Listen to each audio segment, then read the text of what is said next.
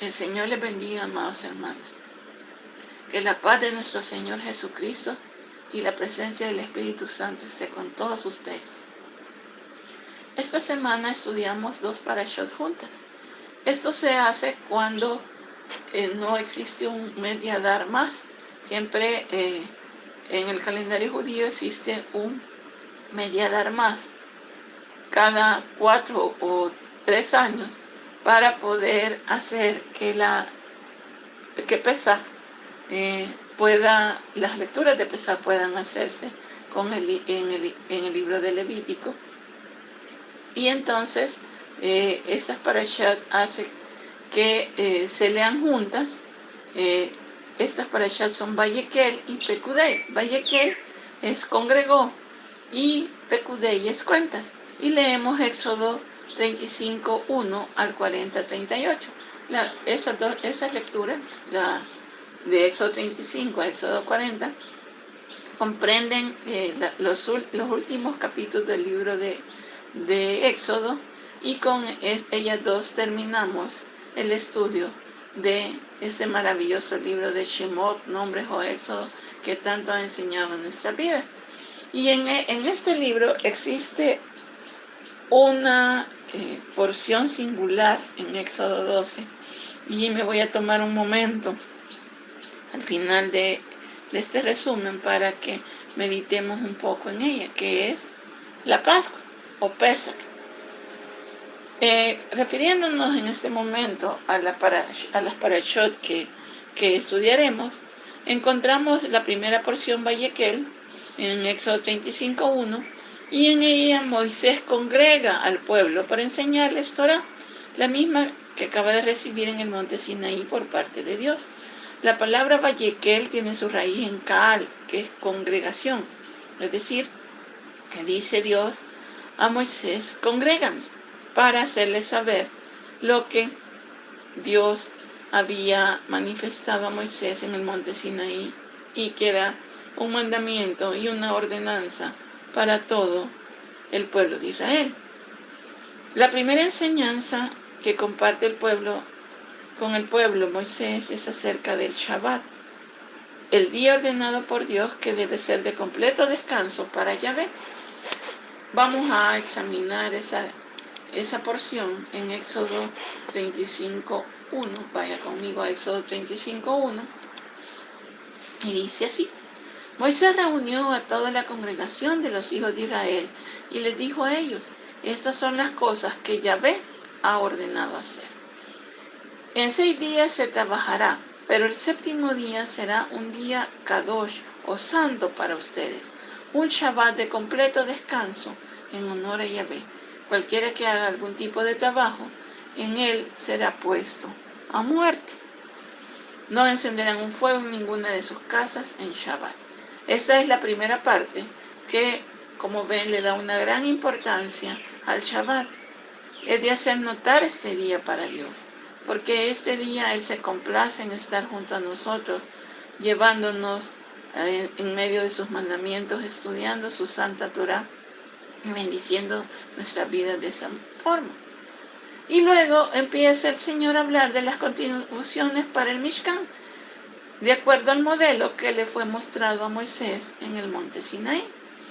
Y Moisés dijo a toda la congregación, como dice Éxodo 35:4, de los hijos de Israel: aquí está lo que Yahvé ha ordenado. Toma una colecta para Yahvé de entre ustedes. Cualquiera cuyo corazón le hace dispuesto a hacer la ofrenda a Yahvé. Eso es una de las cosas también que habría que resaltar, pues es cualquiera cuyo corazón esté dispuesto o haga un esfuerzo para estar dispuesto a traer la ofrenda a Yahvé. Y no le pide cosas sencillas, le pide oro, plata, bronce, hilo azul, púrpura y escarlata, lino fino, pelo de cabra, pieles de carnero teñidas y piel fina, madera de acacia, aceite para luz, especies para el aceite de la unción y para el incienso fragante.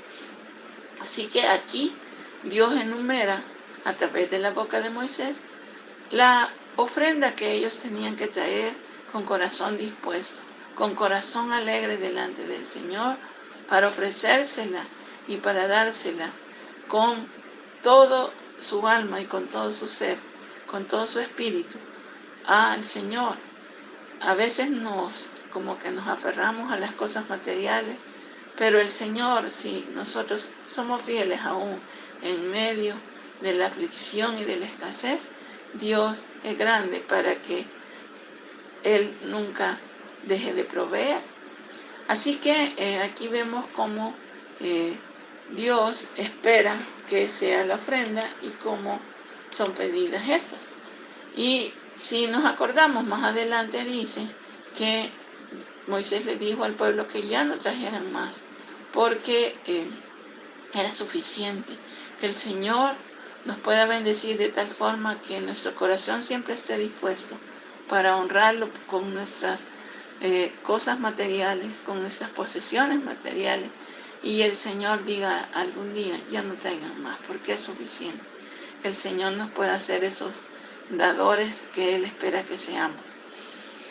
La reunión con el pueblo, cuando Moisés bajó del monte, se dice, según los sabios, que fue hecha en el día del primer Yom Kippur, el 10 de Tishri, cuando Moisés desciende por tercera vez del Sinaí, después de pasar 40 días con Dios, si recuerdan, con las nuevas tablas, y después de pasar esos últimos 40 días pidiendo perdón por el pecado del becerro de oro y obteniendo misericordia de parte de Dios.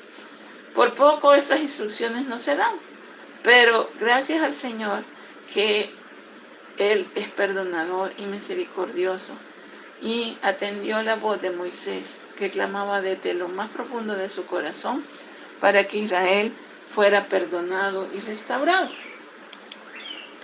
La otra parashá, Pikudei, que como decíamos se lee siempre junto a Vayaquel, cuando el año judío solo tiene un mes de Adar y no tiene un año adicional. En este Moisés primero hace un conteo de los materiales que fueron donados de acuerdo a la requisa o la petición de parte de Dios que hizo Moisés. Y el pueblo comenzó a ofrendar y ofrendar y ofrendar y ofrendar, de tal forma que ya no eran necesarias más cosas. Y entonces Betsael y Aholiab fueron los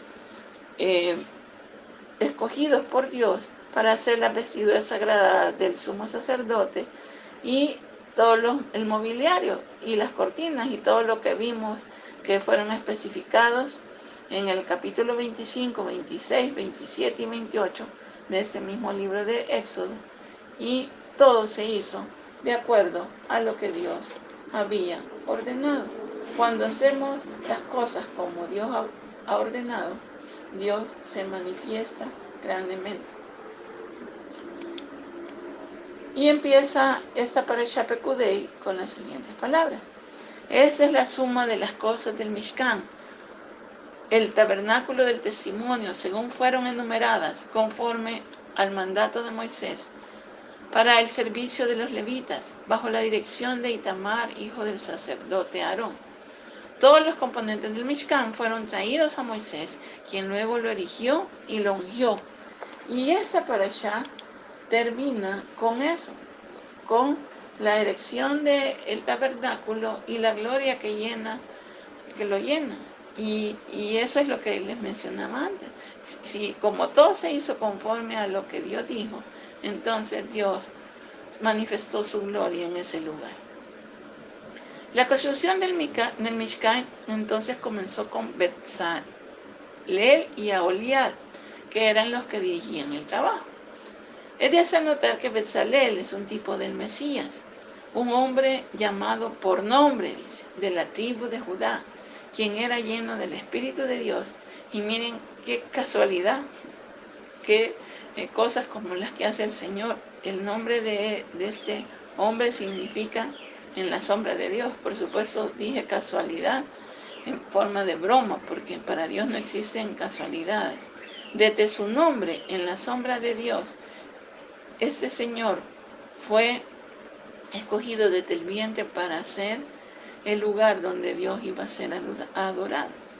Y era casualmente así también, poniéndolo entre comillas, de la tribu de Judá. Jesús también hizo eso. Fue llamado por nombre de la tribu de Judá, lleno del Espíritu de Dios, y él era la sombra de Dios mismo en persona, dándonos idea de quién era el Padre. Y el nombre de su asistente Oliab también tiene un significado increíble. Era de la tribu de Dan y su nombre significa la tienda del Padre. La tribu de Dan quiere decir justicia, es decir, que la justicia es la que bendice al Mesías, de la que está cargado el Mesías. Y su nombre, la tienda del Padre, pues llena también de significado, puesto que él era el encargado de erigir la tienda del Padre en medio del pueblo de Israel. Betzalel y Aholiab entonces comenzaron a elaborar las vestiduras sacerdotales de gloria y hermosura de acuerdo al diseño de Dios. Y Aarón y sus hijos fueron iniciados en el más grande y más maravilloso oficio que un ser humano puede tener sobre la tierra. Y en aquellos momentos solo ellos podían hacerlo, como es ser el sacerdote del Dios Altísimo. Y como les decía, la porción concluye con la nube de gloria apareciendo sobre el santuario del desierto, en la que la presencia misma de Dios se hizo presente. Dios estaba tan complacido porque todo se había hecho conforme a su palabra, con ofrendas dadas, con corazón dispuesto, que hizo presente su Shekinah, su gloria, en medio de su pueblo. Y esta fue tan grande que Moisés tuvo que salir a causa de lo pesado de la gloria que había allí, de la santidad que había en el santo lugar, el santuario del desierto, cuando fue inaugurado. Y con esto pues vamos a ir a un análisis de algunas partes del tabernáculo. Yo lo tengo más grande, pero por razones de tiempo vamos a examinar algunas cosas y luego quiero compartir con ustedes algunos puntos por los que nuestro corazón debe estar dispuesto para la próxima fiesta en la que Dios quiere que estemos involucrados y estamos invitados desde antes de la fundación del mundo. Bueno, vamos a hablar un poquito de la cortina exterior. Esto está en Éxodo 27 del 9 al 19, bien descrita. Y la cortina exterior era hecha de lino fino, que contrastaba con el suelo gris y marrón en el que estaba erigido el tabernáculo. Lino blanco y fino siempre representan vestiduras de justicia. Es decir, todo el Mishkan estaba rodeado de justicia. Y esta justicia se manifestaba de acuerdo a lo que Dios había prescrito. Pues un animalito sin ninguna culpa era puesto dentro del Mishkan como en vez de un hombre, y pagaba el pecado de este. Y la justicia de Dios caía sobre él. Realmente, como sabemos, todos merecíamos la muerte y el castigo de Dios. Sin embargo, la justicia divina caía sobre ese animalito después de que el hombre ponía sus manos sobre él y pedía perdón por sus pecados. Y el Dios de justicia lo hacía limpio. Entonces, el Mishkan entero, desde lo que se veía por fuera, representaba estas vestiduras de justicia. Los sacerdotes vestían ropas blancas de lino, los sacerdotes normales. Y si recordamos en Apocalipsis 19 y 18 dice que a su esposa se le ha concedido que se vista de lino fino y resplandeciente. Y hay una alabanza que dice para recibir al rey. Que el Señor empiece desde ahora o desde que nos convertimos a formar esa vestidura blanca de lino fino a través del perdón, de la misericordia y de la aplicación de la sangre. Esto es una continuación, puede decirse, de lo que vimos en Éxodo 12, que es la fiesta de Pesaj, que la sangre de un cordero fue la que hizo propiciación para que ninguno de los primogénitos de Israel muriera. La justicia del hombre, según Isaías 64:8, es como trapos de inmundicia, y nuestros pecados nos han separado de Dios. Eso dice Isaías 59:2. Sin embargo, el Señor ha hecho provisión para los pecados del hombre y lo ha convertido en blanca lana a través de la sangre de un cordero que nos recuerda inmediatamente o nos trae memoria al cordero que fue inmolado para ser libres de la esclavitud de Egipto. La cortina formaba una barrera entre el hombre y Dios, entre lo sacro y lo profano. Si no hay justicia por parte de Dios, no puede entrarse a tener comunión con Él. La cortina era un poco más alta que la estatura de un hombre, para enseñarnos que la salvación no es imposible de alcanzar, sino que puede lograrse entrando por el sitio correcto, por el Mishkan, por el santuario celestial que es Yeshua mismo, la puerta principal que representa a Yeshua. Yo soy la puerta, dijo él. Solo hay un camino, solo hay una forma de llegar al Padre, y eso es a través de Yeshua. Y aquí podemos hacer un análisis pequeño sobre la puerta exterior. Esta puerta tenía 4 columnas, las cuales significan una invitación para que todas las personas que deseen la salvación. Pues aquí hay estoy trayendo este estudio de los discipulados de un pastor, y él dice que la numerología bíblica, el número 4 simboliza el cosmos, el mundo, y sobre todo, hermanos, los 4 puntos cardinales. La salvación no solo fue para los judíos, al judío primeramente, pero también al griego, porque a Abraham se le fue dicho que en él iban a ser benditas todas las naciones de la tierra.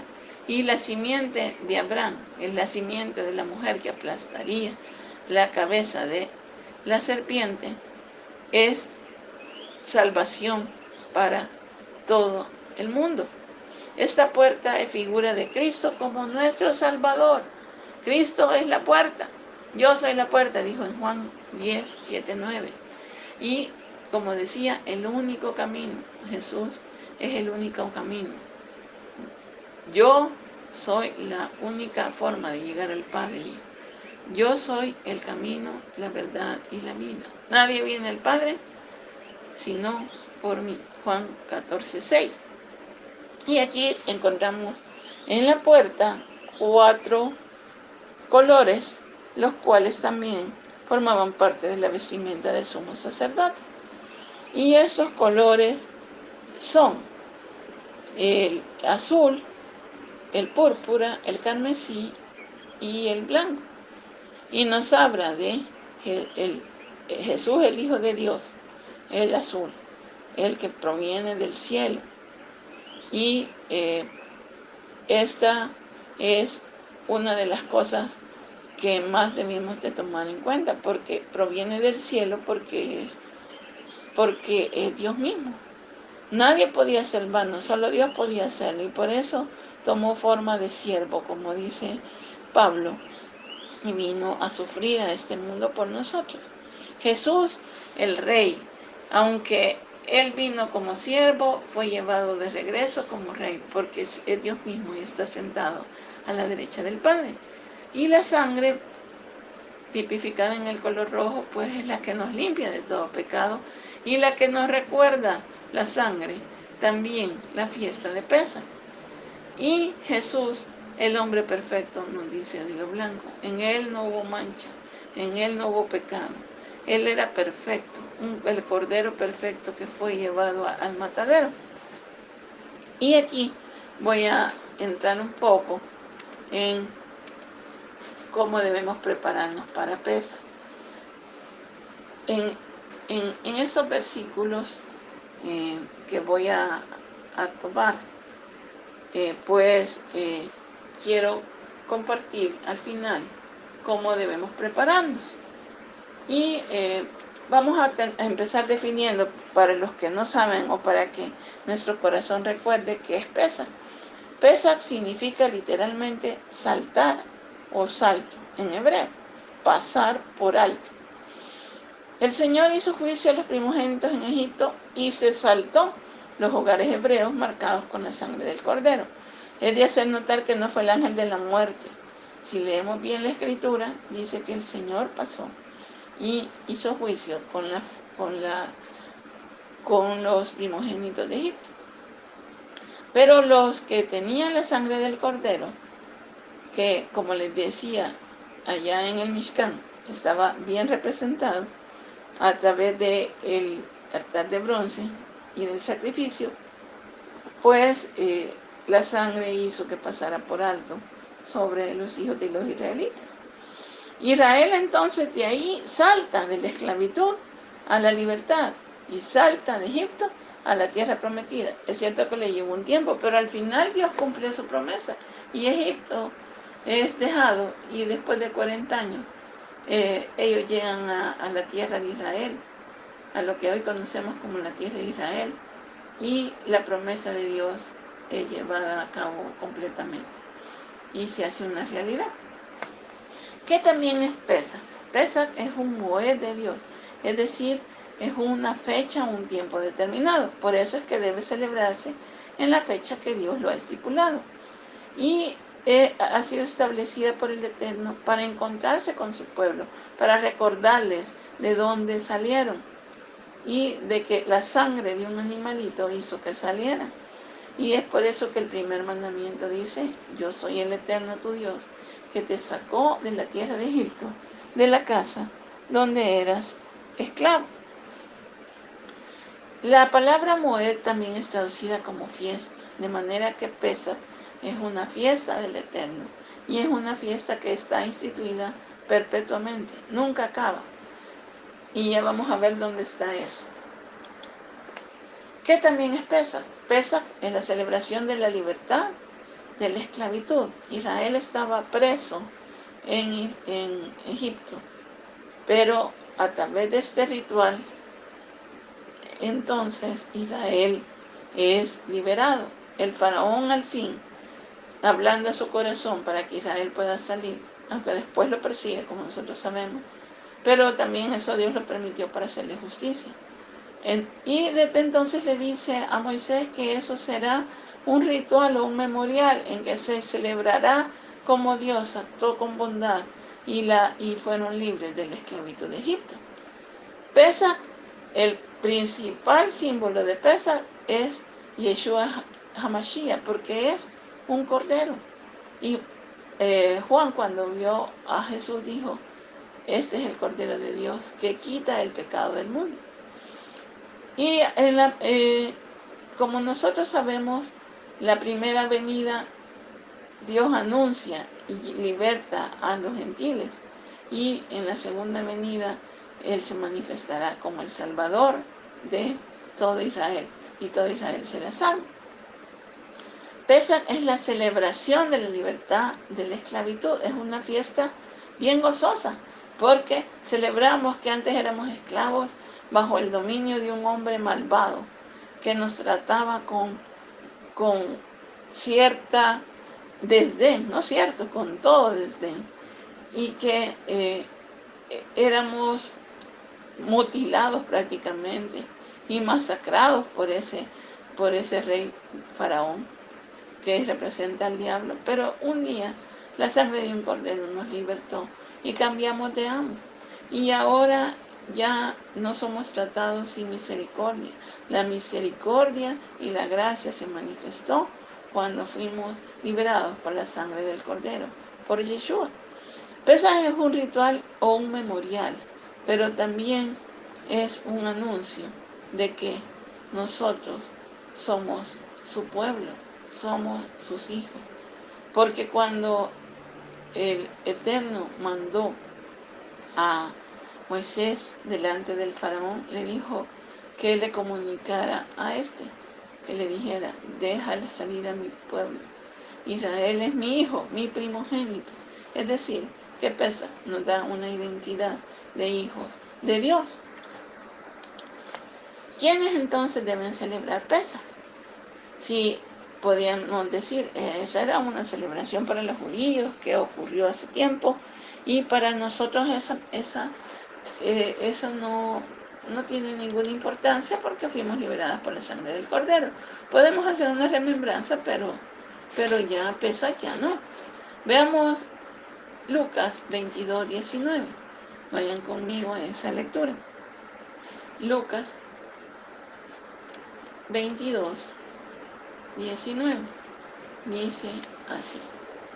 Lucas 22:19 dice: también tomando un pedazo de matzá, pronunció una oración, lo partió y le dio a ellos diciendo: este es mi cuerpo que está siendo entregado por ustedes, hagan eso en memoria mía. Aquí, como vemos, Jesús estaba celebrando Pesaj. Allí mismo lo dice, que era la santa convocación de Pesaj o Pascua de los judíos. Pueden leer todo el capítulo 22. Sin embargo, como nosotros sabemos, Jesús es un Dios que trajo libertad universal y bendición universal y salvación universal sobre todo, y entonces lo estaba anunciando para todo el mundo. Y dijo que lo hiciéramos todas las veces que lo hiciéramos en memoria suya. Y por eso es que nosotros debemos celebrarlo. No solo es una celebración para el pueblo judío, es una celebración para todos nosotros, los que nos hemos convertido al Dios de Abraham. Para todos aquellos que hemos sido restaurados al pueblo elegido por la sangre de Yeshua HaMashiach. El capítulo 11 de Romanos dice que Dios nos ha injertado. Éramos olivos silvestres, pero Dios nos ha injertado al buen olivo. Es para todos aquellos que han escuchado el llamado del Mesías y le han conocido y le aman y le obedecen y siguen su ejemplo. Es decir, para todo verdadero creyente que ha entendido y creído que hay unidad en el mensaje de la Biblia, que no es el Antiguo Testamento ni el Nuevo Testamento otra cosa, y como Pablo mismo lo dice, hay un solo Dios, un solo Mesías, un solo pueblo, de ambos pueblos hizo uno, derribando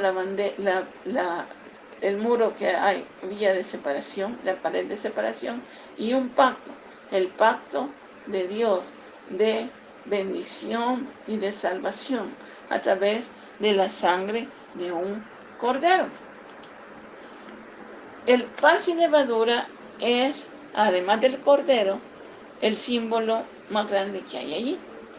Históricamente, los israelitas tuvieron que comer el pan a prisa, porque por eso se llama a este pan el pan de la prisa. Éxodo 12:39 nos ilustra esto. Luego, espiritualmente, la levadura en el pan lo hace ver más grande de lo que es. Entonces, pues en este tiempo lo que debemos quitarnos es esa levadura, lo que nos hace vernos más grandes de lo que somos, más grandes quizás aún que Dios mismo, que podemos resolver las cosas por nosotros mismos, y lo que nos hace caer en pecado. Eso es lo que le pasó al pueblo de Israel, poniendo otros dioses. Esos son los dioses que nos sacaron de Egipto, o Israel, dijeron en aquel momento, cuando estaban ellos representando a Dios. Entonces, hacer lo que Dios dice es lo que debemos de practicar, y sacar toda esa levadura que nos hace más grande de lo que somos, es lo que el Señor quiere, quitar toda soberbia y llegar ante el Señor en humildad. El pecado de orgullo e incredulidad hace exactamente lo mismo, inflarnos y llenarnos de amargura, de resentimiento después, y sobre todo de soberbia. Por lo tanto, el Señor nos dice cómo prepararnos en 1 Corintios 11, 23, 32. Vamos a ir a 1 Corintios 11, con eso lo dejo. 1 Corintios 11, 23, 32. Aquí les dejo cómo prepararse para Pesaj con esta lectura. Porque lo que he recibido de Dios es lo que les enseño a ustedes. Que Dios mismo, Yeshua, en la noche que fue traicionado, tomó pan.